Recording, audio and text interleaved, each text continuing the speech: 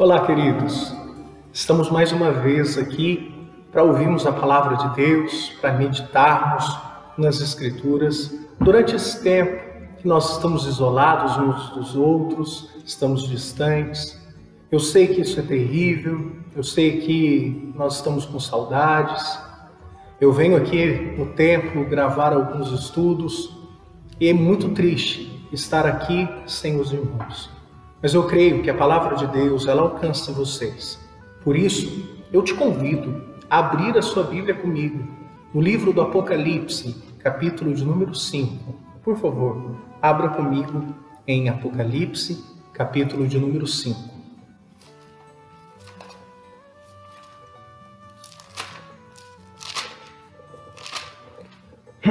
O texto diz assim: Vi na mão direita daquele que estava sentado no trono um livro, escrito por dentro e por fora, de todo selado com 7 selos. Vi também um anjo forte, que proclamava em grande voz: Quem é digno de abrir o livro e de lhe desatar os selos?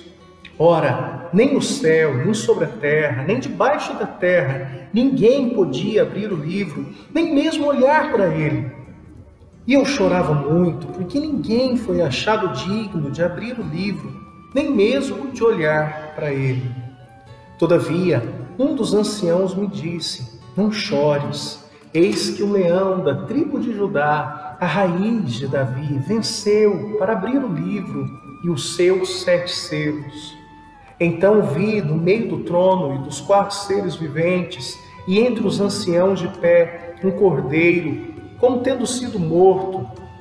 Ele tinha 7 chifres, bem como 7 olhos, que são os 7 Espíritos de Deus enviados por toda a terra. Veio, pois, e tomou o livro da mão direita daquele que estava sentado no trono. E quando tomou o livro, os 4 seres viventes e os 24 anciãos prostraram-se diante do cordeiro, tendo cada um deles uma harpa e taças de ouro cheias de incenso, que são as orações dos santos. E entoava um novo cântico, dizendo: Digno és de tomar o livro e de abrir-lhe os selos, porque foste morto, e com o teu sangue compraste para Deus os que procedem de toda tribo, língua, povo e nação. E para o nosso Deus os constituíste reino e sacerdotes, e reinarão sobre a terra. Vi e ouvi uma voz de muitos anjos ao redor do trono, dos seres viventes e dos anciãos, cujo número era de milhões e milhares de milhares, proclamando em grande voz: Digno é o Cordeiro que foi morto, de receber o poder e a riqueza e sabedoria e força, e honra, e glória e louvor. Então ouvi que toda criatura que há no céu e sobre a terra, debaixo da terra e sobre o mar, e tudo o que neles há, estava dizendo: Aquele que está sentado no trono e ao Cordeiro, seja o louvor e a honra e a glória e o domínio pelos séculos dos séculos. E os 4 seres viventes respondiam: Amém. Também os anciãos prostraram-se e o adoraram. Amém. Queridos, não há como negar que nós estamos vivendo um tempo muito sombrio, um tempo nebuloso. Negar isto é ser completamente alienado. Eu não sei se os irmãos se lembram, mas no começo do ano nós demos início aqui na nossa igreja uma série de pregações intitulada Veredas. Veredas, cada estrada uma história, em todo tempo Deus presente. O que acontece? O que nós queríamos comunicar a partir desta série de pregações? Primeiro, aquilo que nós tanto enfatizamos ao longo do ano passado, que é o fato de Deus ser um Deus presente, um Deus que está ao nosso lado. E uma segunda questão é que nós não sabíamos, na verdade, nós não sabemos quais estradas Deus iria nos conduzir ao longo desse ano de 2020. Poderíamos passar por desertos, poderíamos passar por mares mares revoltos, poderíamos passar por cavernas, por vales, não sabíamos. Uma coisa, queridos, eu preciso dizer e lembrar os irmãos que quando nós começamos aquela série, o primeiro sermão pregado foi o de Filipenses. Inclusive, um dos vídeos anteriores, exatamente o culto do dia 31 de dezembro, foi quando nós iniciamos esta série. Naquela ocasião, a primeira coisa que nós dizemos e falamos é que 2020 seria um ano de lutas. Só que eu não fazia ideia, nenhuma ideia, de que as lutas que Deus iria nos colocar seriam lutas tão complicadas como as que a gente está passando.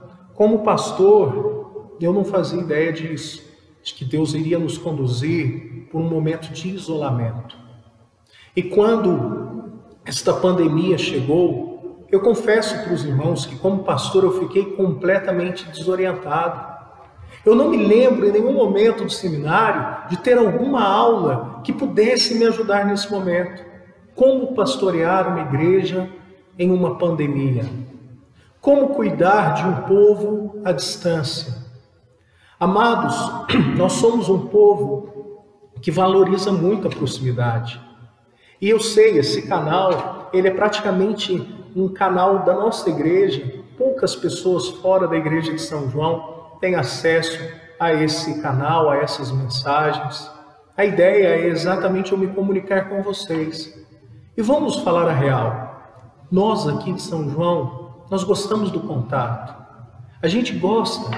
Uma das coisas que eu mais sinto falta, além do nosso culto, é o momento que a gente fica aqui na igreja conversando. E a gente fica no templo, no pátio da igreja, no salão. Nós somos um povo que gosta muito do contato. Nós valorizamos isto. E é assim que fomos criados. Foi dessa maneira que fomos desenvolvidos.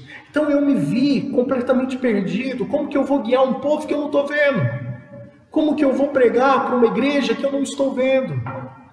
Então, nós tivemos que, ao longo do tempo, desses dias, nos adaptarmos. Amados, Deus tem nos ajudado. Mas eu peço a oração de vocês. Eu peço que você também ore pelos demais pastores, porque nenhum pastor, nenhum foi preparado de maneira proposital para este momento. Nós não tivemos preparo humano para isso. Mas eu creio que Deus conduz a história. Logo, os momentos que nós estamos vivendo, eles demonstram e escancaram para nós a seguinte realidade: vocês nunca tiveram o controle. Nós nunca tivemos. Na verdade, nós não perdemos o controle de nada. O homem nunca teve o controle. E o que acontece? Quando nós perdemos o controle, nós acabamos perdendo então as referências, perdemos o chão. Então a gente apenas espera a bordoada que virá. Mas eu tenho uma excelente notícia para te dar nesse dia, nesse domingo. Eu tenho uma notícia excelente para a nossa vida. Nós não somos os primeiros da igreja, ao longo da história, que passaram por momentos assim. Volte comigo, por favor, o seu olhar para o texto bíblico. Amados, esse é o último livro da Bíblia. Ele foi o último livro a ser escrito pelo último apóstolo vivo, que agora era um senhor de idade bem avançada, preso em uma ilha. A igreja da época de Apocalipse, que o livro foi escrito, sofria inúmeras perseguições, principalmente a igreja da Ásia. Eles eram privados de suas reuniões públicas, eles não podiam pregar ao ar livre, eles não tinham a oportunidade de se reunirem como nós temos e agora estamos privados. Aquele apóstolo estava distante deles, quilômetros de distância. Qual era o sentimento que eles tinham? Talvez de abandono, de desesperança. Será que Deus realmente governava o mundo? Eles pensavam. Quantos dos nossos estão morrendo? Quantos cristãos estão padecendo? Tudo isso eles pensavam. Aí nós chegamos então no livro do Apocalipse. Amados, o livro do Apocalipse é um livro muito difícil de ser interpretado. É um livro gostoso de ser estudado, mas ele requer muita atenção. Imagine, por favor, eu vou fazer uma comparação bem simples aqui. Imagine que o livro de Apocalipse é como se fosse um bolo de fubá, que a gente come aqui na roça. E você pega esse bolo e divide ele em 7 pedaços. O livro de Apocalipse, ele pode ser dividido em 7 partes. O que essas 7 partes elas têm em comum? Todas as partes estão falando do mesmo assunto. Elas estão tratando a mesma coisa. Todavia, à medida que o livro vai avançando, Deus vai acrescentando novas informações, principalmente relacionadas ao final. Então, cada parte do livro de Apocalipse, ele vai apontar para o fim de todas as coisas, só que à medida que vai progredindo, as informações vão sendo acrescidas e você vai sabendo mais coisa até que chega na última parte, no zênite, no ponto mais alto dessa última parte, onde você já está ali vendo a glória de Deus e Deus reinando com o povo dele. Então é assim que o livro é dividido. E o que mais tem em comum cada parte? Amados, cada sessão das 7 inicia com uma visão que João tem a respeito do céu. Se você olhar, por favor, a primeira sessão, que é o capítulo 1, João ele tem uma visão a respeito de Jesus glorificado. Então ele está no céu e ele vê Cristo glorificado. Aí nós temos a primeira sessão que vai do capítulo 1, 2 e 3. No capítulo de número 4, João novamente tem uma visão a respeito do céu e agora ele está vendo o trono de Deus. Então o capítulo 5 que nós lemos está dentro desse contexto do capítulo 4. Todas as sessões, elas iniciam com uma visão a respeito do céu. Por quê? Porque é o céu que comanda. Porque é de lá que vêm todas as decisões aqui para a terra. Porque a canetada final não é do nosso presidente, nem do governador, nem do presidente da China ou dos Estados Unidos. Aquele que dá a canetada final, aquele que dá o decreto final é o Senhor Deus. E é isso que João, ele diz para nós em Apocalipse. E aqui no capítulo de número 5, João tem uma visão linda, tremenda. O que ele enxerga nessa visão? Primeiro, ele vê uma pessoa sentada no trono. Ele começa dizendo isso, Vi na mão direita daquele que estava sentado no trono. Quem é esse que está sentado no trono? Daqui a pouco a gente vai ver, tá? É uma pessoa importantíssima, óbvio, porque está sentado no trono. E essa pessoa que está sentada no trono está segurando um livro na sua mão direita. Esse livro, João descreve como um livro selado, fechado, por 7 selos. E aí nós temos então João descrevendo a pessoa que está sentada no trono, tem um livro na mão direita. Esse livro está todo fechado. Ele vê depois um anjo muito forte. E esse anjo forte, ele brada: quem poderá abrir esse livro? Desvendar os selos.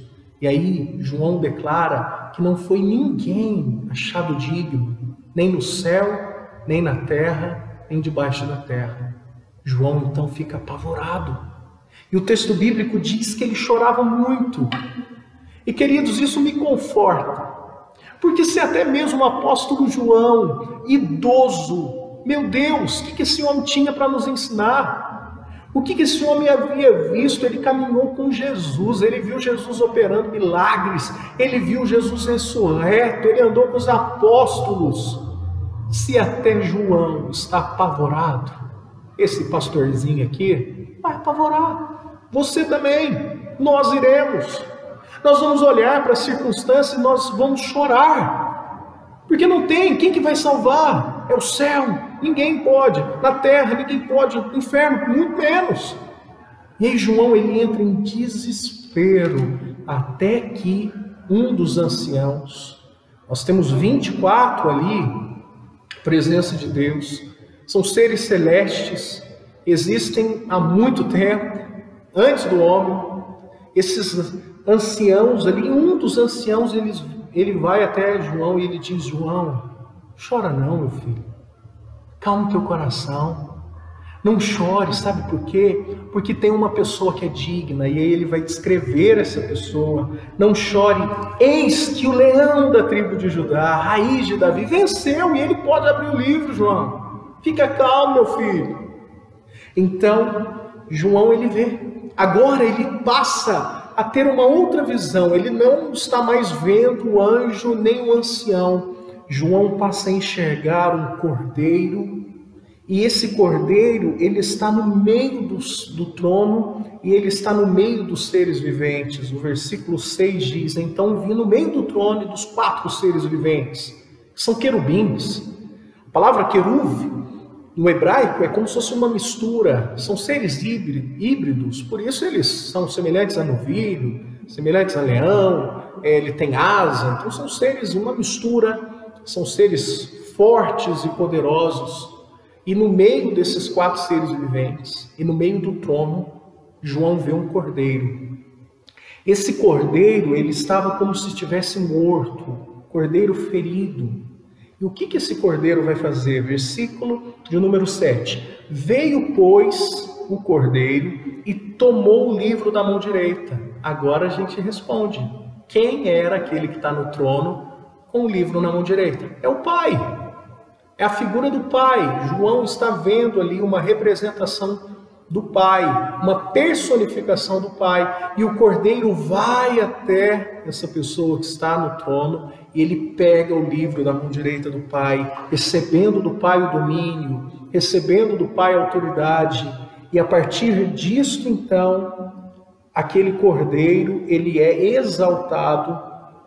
E nós temos, do versículo de número 8 ao versículo de número 14, nós temos aqui hinos e cânticos dos seres viventes, dos anciãos e da igreja redimida, do povo de Deus, junto com os anjos, estão diante do trono. Olha que cena linda, que maravilha! O Pai, o Filho, o Espírito Santo, todos ali se movendo. O cordeiro, a palavra diz que ele tem 7 chifres que representam exatamente a onipotência de Deus. O chifre representa o poder e 7 é um número completo, ou seja, aquele que tem todo o poder. Ele também tem 7 olhos, que são os 7 espíritos, ele tem a onisciência de Deus. Esse é Jesus. Agora eu queria trazer então, já que a gente entendeu o que está ocorrendo, aplicação para a nossa vida. Primeiro, irmãos, em primeiro lugar, não olhe para a criação. Tire o seu olhar da criação. Se você ficar olhando as notícias e depositando a sua fé na notícia, você vai ficar que nem João, em prantos. Lembrando vocês que o vírus, a gente não sabe, eu estava lendo até esses dias atrás, até hoje os cientistas não chegaram num acordo se o vírus é um ser vivo. Não dá para saber. É um organismo lá, né? É uma criatura. Se é vivo ou não, a ciência vai dizer. Mas se você olha, por mais que você não consiga enxergar a olho nu, mas se você ficar olhando para o coronavírus, você vai entrar em desespero. Se você olha para os governantes também, se você olha para o pastor também, se você olha para quem for, não vai te trazer nenhum refrigério. Não olhe para a criatura. Não olhe. Não há salvação em nenhum deles. Mas faça que nem João. Olhe para Jesus. Porque quando João ele passou a ver o Cordeiro de Deus, nós identificamos as nossas feridas, as feridas de Cristo. Ele foi ferido. Ele sabe o que é padecer. Ele sofreu as dores desse mundo. Ele é o escolhido do Pai, ele tem autoridade. O nosso Senhor Jesus, ele tem todo o conhecimento. E acima disso tudo, em Cristo Jesus nós temos uma razão para cantar. Amados, eu comecei falando com vocês que nós não sabemos as estradas que Deus irá nos guiar. Mas uma coisa eu tenho certeza, nós sabemos o final. Nós sabemos o destino. Nós sabemos aquilo que vai acontecer quando a última trombeta ela tocar. Isso me lembra uma história que eu conto bastante, os irmãos certamente já ouviram. Quando eu era criança, eu tinha uma revista de herói. Ela era uma companheira minha. Eu gostava muito daquela revista. E eu me lembro quando eu ganhei ela usada já, aquela revista, eu estava lendo ela e gostando. Meu herói preferido naquela revista, ele estava apanhando muito. Ele estava levando uma surra do seu adversário. E a gente, como criança, a gente fica ali querendo saber se o herói vai vencer. E a minha mãe, ela tinha dado um ultimato para mim, que eu tinha que desligar a luz e dormir. E eu querendo saber o que ia acontecer. Até que ela falou pela última vez que era para eu ir dormir. Então eu peguei aquela revista, eu fiz algo que eu não deveria ter feito, porque estragou toda a história. Eu fui para o fim, para a última página. Lá na última página, o que eu vi? Eu vi o meu herói, todo mutilado, todo ferido, mas ele havia vencido. Ele tinha derrotado o inimigo. Heróis como Batman, Superman, não existem. Mas, amados, pela graça de Deus, louvado seja Deus por isso, o nosso verdadeiro herói que venceu, o texto bíblico declara, o leão da tribo de Judá que venceu, ele já nos contou como será o final. Se você tem curiosidade, ou se você sabe, mas quer também se lembrar, eu vou te contar qual é o final, tá bom? Apocalipse, capítulo 21, diz assim: Então ouvi grande voz vinda do trono, dizendo: Eis o tabernáculo de Deus com os homens, Deus habitará com eles, eles serão povo de Deus, e Deus mesmo estará com eles. Esse é o nosso final. É isso que nós esperamos. Nós esperamos a vacina? Sim. A cura? Também. Mas mais do que isso, nós esperamos o retorno daquele que venceu, daquele que está ao nosso lado. E queridos, ao lado do leão de Judá, não há o que temermos. Se estivermos ao lado do leão da tribo de Judá, não há razão para você, igreja de Cristo, ter medo. Você, noiva de Cristo, não tem o que temer se você estiver ao lado do Senhor Jesus. Que Deus te abençoe. Fique com Deus.